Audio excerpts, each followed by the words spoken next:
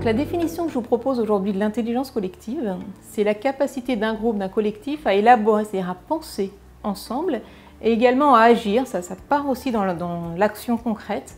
Grâce à quoi? Grâce à la qualité du lien qu'ils entretiennent entre eux. En réalité, l'intelligence collective, c'est quelque chose qui s'apprend par de la lecture, par de la théorie, mais également par de la méthode, de la pratique et beaucoup de compagnonnage, en faisant avec et en théorisant son expérience au fur et à mesure du chemin.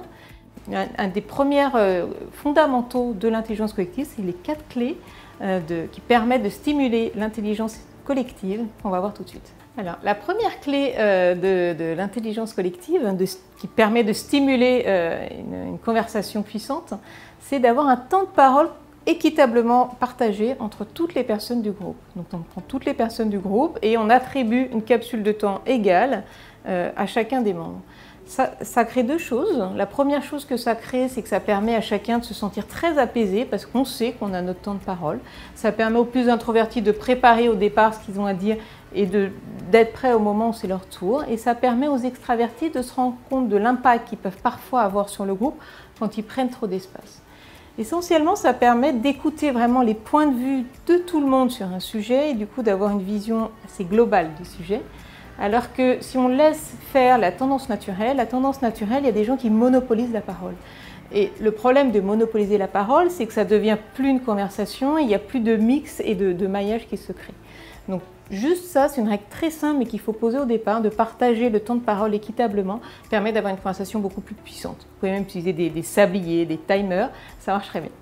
La deuxième clé de la puissance collective, c'est une clé même qui vient de certains endroits de la méditation, qui est de se dire finalement, pour avoir un temps de conversation dense, donc un temps de profond, on va chercher à voir sa tête, donc notre intellect, là on raisonne, nos émotions avec quoi on ressent et on est en connexion avec les autres, également notre corps au même endroit.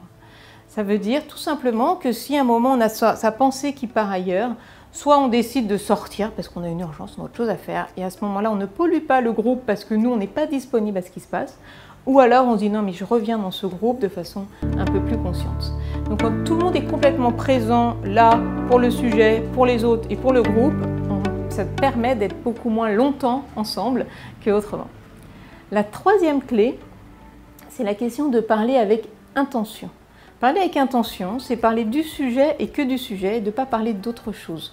À nouveau, une tendance naturelle peut être parfois de parler d'autre chose, parce qu'on a des associations d'idées qui se font rapidement. Parler avec intention, c'est autoriser tout sujet, toute prise de parole qui a un lien avec le sujet, même si les gens ne se répondent pas, même si on regarde l'objet d'un autre angle, mais on se concentre sur ce qu'on a à faire ensemble aujourd'hui. Et la dernière clé qui aussi facilite les 3 premières clés, est ce qu'on appelle l'écoute curieuse. L'écoute curieuse, c'est peut-être Otto Scharmer du MIT qui en parle le mieux, qui parle des 4 niveaux d'écoute, où on écoute soit pour reconfirmer ce qu'on sait déjà, donc pas très utile, soit on écoute de façon scientifique, soit on écoute de façon empirique, en se demandant même pourquoi la personne dit ce qu'elle dit, ou on peut écouter même de façon générative, ce qui va créer du nouveau. Écoutez de façon curieuse, écoutez comme si les gens qui allaient parler aujourd'hui et maintenant allaient changer votre vie, ce qui allait se dire ici, allaient changer peut-être le cours de votre histoire ou le cours du sujet, permet également d'avoir une qualité d'expression des autres beaucoup plus forte et donc d'aboutir à des sujets beaucoup plus intéressants, innovants, que si on écoute sans écouter. Voilà. Et vraiment, je vous invite à avoir aussi cette expérience-là, d'être complètement écouté par 10 personnes. Ça n'arrive pas si souvent. Les bénéfices de l'intelligence collective, pourquoi se contraindre à s'appliquer des règles un peu drastiques et nouvelles? C'est parce qu'en réalité, ça apporte 3 bénéfices et les 3 bénéfices qu'on recherche. Le premier bénéfice, c'est de s'assurer que la solution qui est trouvée, la conclusion de notre conversation, est complètement adaptée au groupe. C'est de faire confiance à un collectif pour trouver la meilleure solution pour le groupe et maintenant, et non pas la meilleure solution dans l'absolu. C'est le premier bénéfice. Le deuxième bénéfice, c'est d'avoir des résultats plus durables. Si on implique toutes les personnes concernées par un sujet dans la conversation et uniquement en parlant, et ça c'est les travaux de Kurt Lewin qui en parlent le mieux, ça permet une appropriation en même temps que le moment où on prend une décision. Donc les résultats de ce qu'on décidera ensemble ou de notre projet seront beaucoup plus durables et on n'aura pas besoin de moment d'appropriation puisqu'il se fait dans le même espace. Et le troisième bénéfice, et qui est en fait le bénéfice secondaire et pas le bénéfice recherché, c'est d'avoir une qualité de lien de meilleure qualité.